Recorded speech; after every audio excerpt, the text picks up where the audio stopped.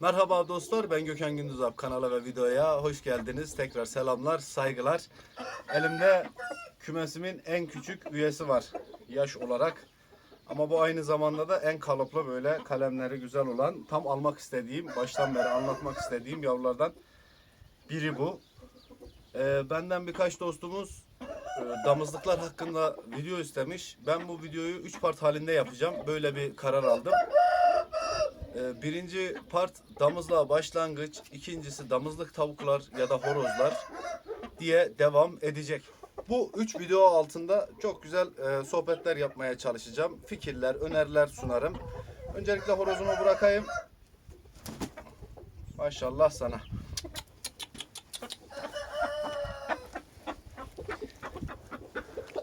İşte videoların başından beri söylediğim, benim almak istediğim hayvan tipi, modeli et ağırlıklı değil de kemik ağırlıklı bir hayvan. Bunu izlerken bile çok hoşuma gidiyor. Duraksıyorum yani böyle. İşi başarmanın vermiş olduğu haz. Yani kendi isteğim bu. Başkalarının isteği değil. Bu benim kendi yapmak istediğim bir şeydi. Ve başardım gibi görünüyor. Aferin sana. Bunların yine üçünün de üretimi bana ait. Piliçler biraz aferin sana. Sorun çıkaran bir hayvanlar son zamanlarda. Bunları ayrı kafeste bakıyordum. Hem sizin görmenizi istedim. Yaraları iyileşmiş, herhangi bir sorunları yok. Alttan gelenler üsttekileri zorluyor biraz. Yani damızlıkçıysanız eğer, alttan gelenin de üsttekini unutturması lazım yaptıklarıyla. Şu damızlıkçılık işini gerçekten hani alttan gelen genç kardeşlerimiz, güzel kardeşlerimiz gerçekten merak ediyorlar. Aferin sana. Damızlıkçılık nasıl olunur, nasıl başlanır, nasıl karar alınır? Öncelikle damızlığa başlangıç işi ya da damızlıkçılık dediğimiz iş alttan gelmekle başlar. Alttan yetişmek, mesela doğru yerlerde ve mekanlarda bulunmak. Bu çok önemlidir. Ve en büyük önemli şey bu işte zaman. Zaman gerçekten çok önemlidir. Yani hiç kimse doğup da damızlıkçı olmaz ya da hiç kimse bir çift horozla, iki çift horozla damızlıkçı olmaz. Damızlıkçılık çok farklı bir şeydir. Mesela bir zamana ihtiyaç var dedik. Hani bu zaman zarfında yaşadığınız tüm pozitif, negatif, aferin sana. Pozitif ya da negatif olaylar bizleri doğru yola girmemize hani yardımcı olur. Mesela en öncelikle yapılacak iş, böyle bir şeye karar verildikten sonra, mesela hobicilikten, zevkine bakmaktan iş çıktı, ya ben damızlıkçı olmak istiyorum dediğiniz zaman öncelikle seçilmiş soylar, tamam mı? Kaliteli kan hattından gelen hayvanlara sahip olmanız lazım. Başarılı, kaliteli işlerin temeli sabır ve tecrübedir. Aynı zamanda kaliteli bir kana hizmet etmek, kaliteli soylara hizmet etmektir. Şöyle bir şey söyleyeyim, kimsenin lafından da mesela damızlıkçı olunmaz. Biri gelir size der ki bu horozla bu tavuğu eşleştir, öyle yavrular alırsın ki, öyle kaliteli yavrular alırsın ki tadından doyamazsınız. Herkes mesela kendi hayvanını kendisi daha iyi bilir. Dışarıdan gelen sözlere, önerilere mesela kulak asılır. Ama lafa, söze o kadar da kulak asılıp kimsenin lafına, sözüne göre de damızlıkçılık yapılmaz. Zaten damızlıkçı bir insan kendinde bulunan soyları, kanları hepsini net bir şekilde bilmesi lazım ki onlara tecrübe sahibi olsun ki onları o tecrübeyle, nakışla işlesin. Damızlıkçılıkta şunu diyebiliriz. Yolu insanların sözleri değil de mesela sizlere doğru eşleşmeler gösterir. Tamam mı? Bu gerçekten çok önemlidir. Mesela her tavuk her horozla, her horoz her tavukla eşleşmez. Öyle bir şey yoktur.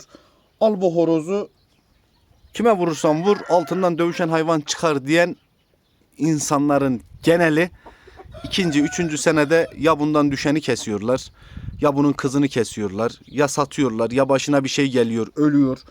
Yani her hayvanın kendine göre bir sistemi, her hayvanın kendine göre bir işleyişi.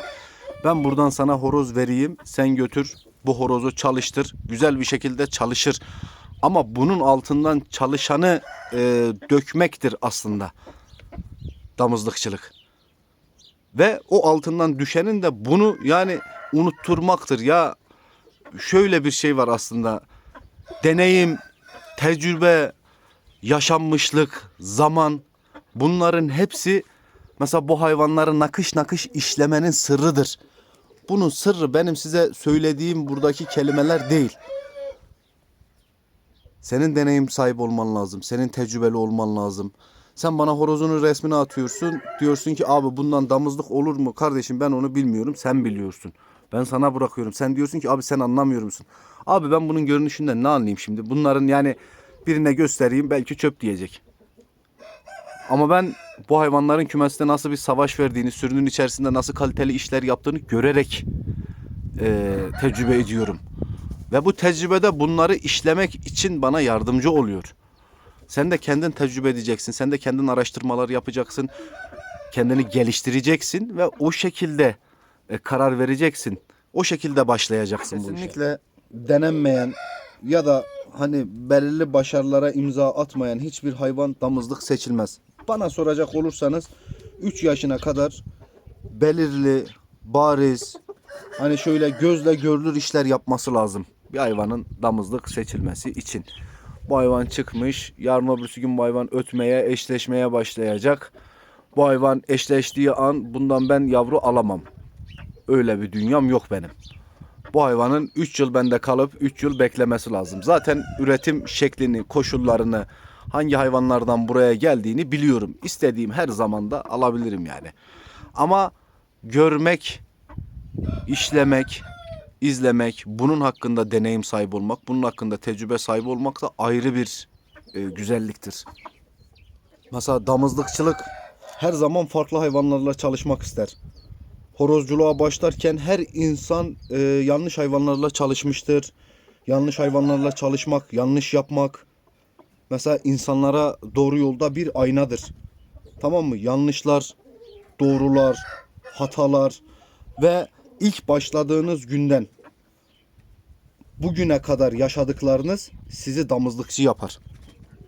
Çünkü şöyle bir şey, hani bugün tam donanımlı bilgi, tecrübe ve irfan sahibisinizdir. Her şey hakkında ama sadece tek bir kan, tek bir soy hakkında değil. Mesela işin ilim irfanını gerçekten bilmek çok önemlidir. Çok önemli olan bir şey daha var. Yani devamlı yeni eşleşmeler denenmeli. Ve şöyle bir şey var, gerçekten üretim halinde olmalısınız. Tamam mı? Değişikliğe ve öngörüye açık bir insan olarak bu işe devam etmeniz lazım. Devamlı üretim abi. Üretim olmazsa hiçbir şey anlayamazsınız. Bunu aldım, bunu aldım. 2 gün sonra sattım. Bunu aldım, bunu aldım. Gönderdim. Hoşuma gitmedi. Öyle değil. Deneyerek hoşunuza giden hayvanları, kaliteli hayvanları, isabet oranı yüksek olan hayvanları, inatçı hayvanları, sistemli hayvanları, bunları eşleştirerek damızlıkçı sahibi olursunuz. Altından düşenlerde deneyim sağlarsınız, deneyim kazanırsınız. Bu hayvanlar sizlere bir şeyler katar. Bu hayvanlar nasıl işte o zaman bize bir şey katıyorsa bizim de bunlara katmamız, yani nakış nakış işlememiz, bunları okuyarak, görerek bunlara bir şey katmamız lazım. Biz tek bir hayvana katamayız. Ama eşleştirdiğimiz hayvanın da birbirine pozitifleri olması lazım. Birbirine faydası olması lazım. Yani bundan daha ekstra bir hayvan elde etmek için bunu bununla eşleştiriyorsunuz. İşte damızlıkçılığın temeli budur. Bu 3 hayvan bende var, tamam mı? Bu üçüyle sadece çalışıyorum. Bir tane horozum, 2 tane tavuğum var. Bunlardan zaman zaman yavru alıp, tamam mı, deniyorum. Bir medetim var, bir umudum var bu hayvanlar hakkında. İşte bu da sizi bir kısır döngüye sokar. Bu da sizi kilitler. Yani şöyle bir şey var. Bu 3 hayvandan ileriye gidemezsiniz. Mesela imkan çerçevesinde olur ya da olmaz imkanını saygı duyarım her zaman. Yabancı ve yerli hayvanlarla çalışın. Bunları izleyin, görün. Birbirine güç ve yetenek katabilecek hayvanları seçin. Mesela seçilmiş hayvanlarla bu işe başlamaya çalışın ki en azından bir yol giderken daha iyi, daha sağlam adımlarla gidebilirsiniz. Bana göre üstteki hayvan mesela ne kadar başarılı olursa, ne kadar kaliteli olursa olsun, alttan gelenin bir öncekini kesinlikle soyu, becerileri, yetenekleri, geninde taşıdığı o özellikleri ile onu gerçekten unutturması lazım. Ben hep böyle her zaman derim ya, kemik ağırlıklı, güzel, kalıplı, boyunlu, fizikli, bu şekilde hayvanlar benim hoşuma gidiyor. Ben bu şekilde hayvanlar üzerine çalışıp bunları üretmeye çalışıyorum. Daha böyle yapılı, bunun mesela daha yapılısı, daha ama kilo hafifi. Mesela bu da kiloda çok ağır değil ama bunun kemikleri, kemik yapısı gerçekten yani aşık olduğum güzel bir yavru. Ama dediğim gibi bu 3 yaşına gelmeden ben bunu kullanamam. Benim de bir şeyleri görmem lazım. Benim de kendi hayvanlarımın daha üstünde hayvanlarla çalışma isteğim var. O kadar kartal gibi olsun, o kadar büyük olsun ki içi boşsa bana hiçbir şeye yaramaz hiçbir hayvan. Hiç kimseye yaramaz aslında. Şimdi karşınıza geçeyim. Bir iki kelam da laf edelim. Videomuz gerçekten çok güzel oldu. Ondan sonra kapatalım. Başınızı da fazla ağrıtmayayım. Evet dostlar, benim güzel oğlumla kaliteli bir video yapmaya çalıştık sizlere. Buradan söylemek istediğim çok güzel bir konu var. Kendi deneyimleriniz, kendi tecrübeleriniz, kendi yaşanmışlıklarınız, bunlar sizi bir yere götürür. Ama burada ne kadar üretiyorsunuz, gerçekten ne kadar isteklisiniz, ne kadar güzel hayvan seçebiliyorsunuz, ne kadar güzel kaliteli soylardan faydalanabiliyorsanız bunlar sizi damızlıkçı yapar. Ve gerçekten yerinizin olması lazım. Bol kafesli, bol sistemli hayvanlarla çalışıp güzel tecrübeler sayesinde, doğru işler sayesinde, bunun yanı sıra da yanlış işler sayesinde de, yani her zaman doğru yapacağız diye bir şey yok. Her zaman kaliteli üreteceğiz diye bir şey yok. Her zaman mesela benim istediğim, hep derim, böyle hayvanlardır. Videoda da bahsettim. Ama her zaman böyle hayvanlar almayabiliriz. Ama önemli olan bu aldığımız bu hayvanı üretmeye karar verdikten sonra daha da geliştirmektir damızlıkçılık. Bunun eksiklerini bulup eksiklerini kapatmaktır. Yani her hayvanın eksiği var. Her hayvanın bir hatası olabilir. Her hayvanın bir kusuru olabilir. Ama eşleştirdiğimiz, bunun yanına kattığımız tavuğun bu horozun o eksikliklerini kapatması ya da horozun artılarının tavuktan gelebilecek eksileri kapatması çok önemlidir. Bu deneyim ister, bu tecrübe ister, zaman ister. En alttan gelmişlik ister bu. Çok izlemek lazım, çok görmek lazım. Tamam mı? İlerleyen damızlık videolarında da son 2 videomuz kaldı zaten. Biri horoz, biri tavuk olacak. Damızlık horoz, damızlık tavuk diye. Burada yani bu söylediklerimi yabana atmayın gerçekten. Çünkü herkes kendi hayvanına hakimdir. Ben size o kadar fikir vereyim ki, ben size bu horozu vereyim. Buna vuracak tavuğu bulamadıktan sonra bunun 3 önceki neslini attıracaksınız siz. İnce bacaklı. Örnek veriyorum, tıknaz. Siz bunu gördüğünüzde bu sizin hoşunuza gitmeyecek. Bu mal kötü olacak.